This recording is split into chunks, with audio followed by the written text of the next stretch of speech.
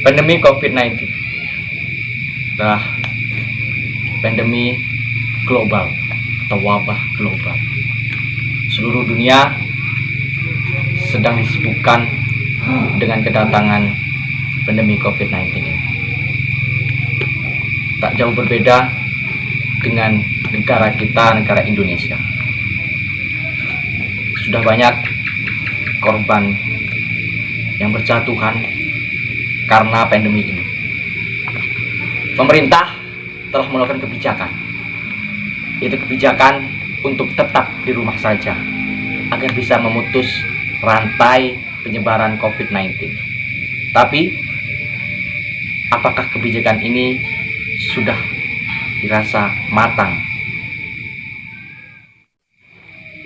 Malam ini saya akan sedikit berbincang santai dengan saudara sepupu saya mengenai kebijakan pemerintah, yaitu kebijakan untuk di rumah saja. Maka pembahasan wawancara atau perbincangan santai malam ini yaitu mengenai kebijakan pemerintah untuk di rumah saja, untuk siapa. Baik, di sini saya juga ada satu narasumber, yaitu saudara sepupu saya, dan saya mengambil tema seperti itu, dan saya akan menuju pada kelas ekonomi, yaitu pembahasan ekonomi, tapi dalam lingkup buruh, karena ini juga masih berbau Hari Buruh Internasional. Maka saya sengaja mengangkat tema atau narasumber, yaitu buruh pabrik padi. Sebelum kita melanjutkan perbincangan santai atau wawancara, tapi ya dengan suasana santai aja lah ya, nggak usah terlalu serius, karena kalau terus nanti malah stres kan, imun kita jadi turun kan, malah nanti tubuh kita sakit dan malah kita kemasukan corona. Jadi sebelum kita melanjutkan, alangkah baiknya kita perkenalkan dulu siapa sih narasumber malam hari ini, gitu kan. Ya, untuk Mas ya, silakan perkenalan terlebih dahulu. Perkenalkan, nama saya Rahmat Fauzi, umur 23 tahun, pekerjaan seorang buruh pabrik padi di desa saya sendiri. Ya. Beliau adalah saudara sepupu saya. Jadi ya, saya mencari narasumber yang memang dekat lah dengan saya, gitu kan. Langsung saya masuk ke pertanyaan pertama ya, Mas ya. Ya. Sesuai dengan tema tadi, yaitu kebijakan untuk di rumah saja. Itu untuk siapa? Jadi apakah kebijakan pemerintah, yaitu kebijakan untuk di rumah saja, itu sudah tepat untuk kita semua menurut cara pandang, cara berpikir seorang buruh, gitu. Silakan.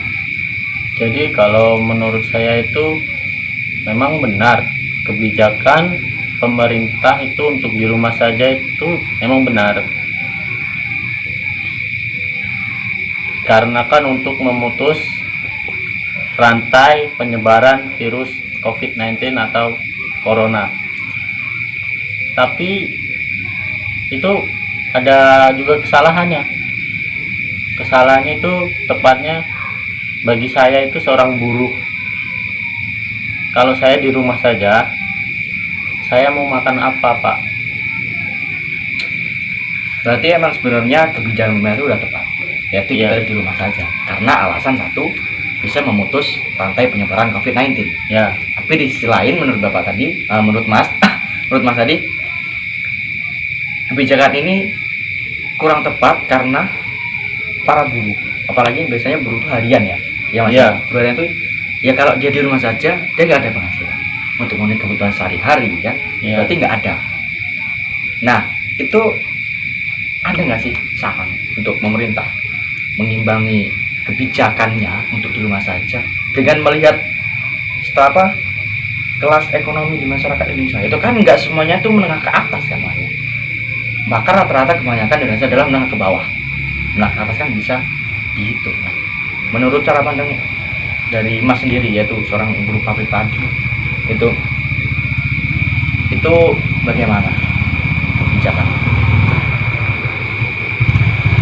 Kalau saya sendiri sih,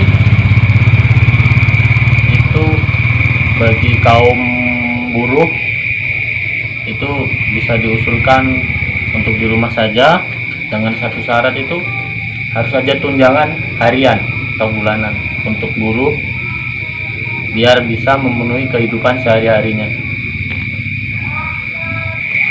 Berarti maksud Mas tadi itu oke, di rumah saja nih, nggak masalah di rumah saja, tapi emang harus ada kayak bantuan atau tunjangan setiap bulannya gitu untuk kebutuhan sehari-hari. Berarti iya, karena memang benar bahwasanya jika kebijakan ini cuma dilihat dari satu sisi, satu sudut pandang masyarakat, maka kebijakan ini akan sedikit merugikan masyarakat menengah ke bawah. Apalagi di desa saya sendiri itu memang rata-rata yaitu seorang petani. Jadi jika kebijakan ini memang perlu direalisasikan dan perlu diterapkan secara wajib untuk setiap masyarakat, menurut saya ya memang kurang tepat. Benar yang disampaikan oleh Mas Fauzi tadi, bahwasanya jika mereka para buruh harus di rumah saja untuk memenuhi kebutuhan sehari-hari, itu apa? Kalau tidak ada tunjangan atau tidak ada subsidi dari pemerintah. Jadi kebijakan di rumah saja, ada kebijakan yang memang sudah tepat, tetapi tolong lihat juga ekonomi masyarakat Indonesia yang ada di desa-desa. Jangan cuma melihat ekonomi yang ada di perkotaan. Kami dari masyarakat desa yang memang terlahir di desa dan besar di desa, melihat kondisi kita seperti ini, tidak bisa menyalahkan siapa-siapa. Tetapi kami cuma menginginkan kebijakan pemerintah yang tepat dan juga keputusan pemerintah yang tidak memberatkan sebelah. Karena kami juga mengharapkan Pancasila sila kelima itu terrealisasikan. Keadilan sosial bagi seluruh rakyat Indonesia, bukan keadilan sosial bagi para penguasa.